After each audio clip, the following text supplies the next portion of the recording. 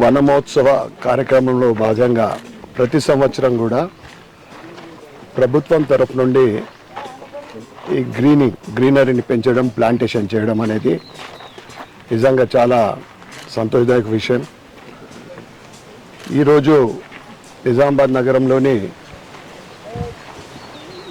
Urban ఏదైతే garden ఉందో 13వ డివిజన్లో ఇక్కడ డిఎస్ఓ గారు మరియు హాస్పిటల్ సూపరింటెండెంట్ మరియు ఫారెస్ట్ డిపార్ట్మెంట్ ఎస్ఐలు, కానిస్టేబుల్ వారందరి ఆధ్వర్యంలో ఇక్కడ ప్లాంటేషన్ చేయడం జరిగింది. ఈ రోజులలో ఏదైతే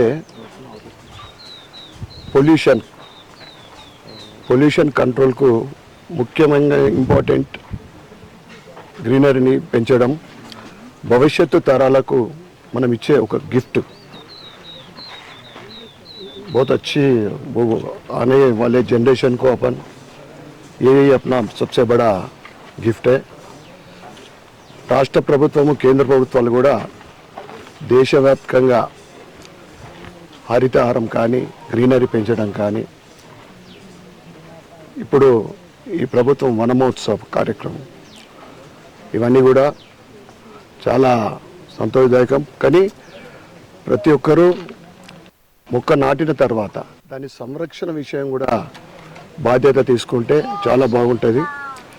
ఎందుకంటే ఇలా నరేంద్ర మోడీ గారు కూడా అమ్మ పేరు మీద ఒక మొక్క నాటాలి, మాకే నామ్ సే హర్ ఏక్ ఆద్మీ ఒక మొక్క నాటాలనే ఒక కాన్సెప్ట్ ఇక్కడ ఈ కార్యక్రమం భాగం దీంట్లో పార్టిసిపేట్ కావడం చాలా సంతోషంగా ఉంది.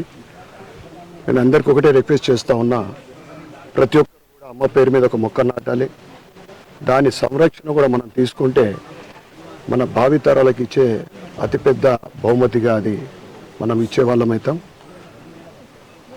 మరి ఒక్కసారి ఈ కార్యక్రమంలో పాల్గొన్న ప్రతి ఒక్కరికి కూడా నా యొక్క శుభాకాంక్షలు, శుభాభినందనలు. భారత్ మాతాకి జై.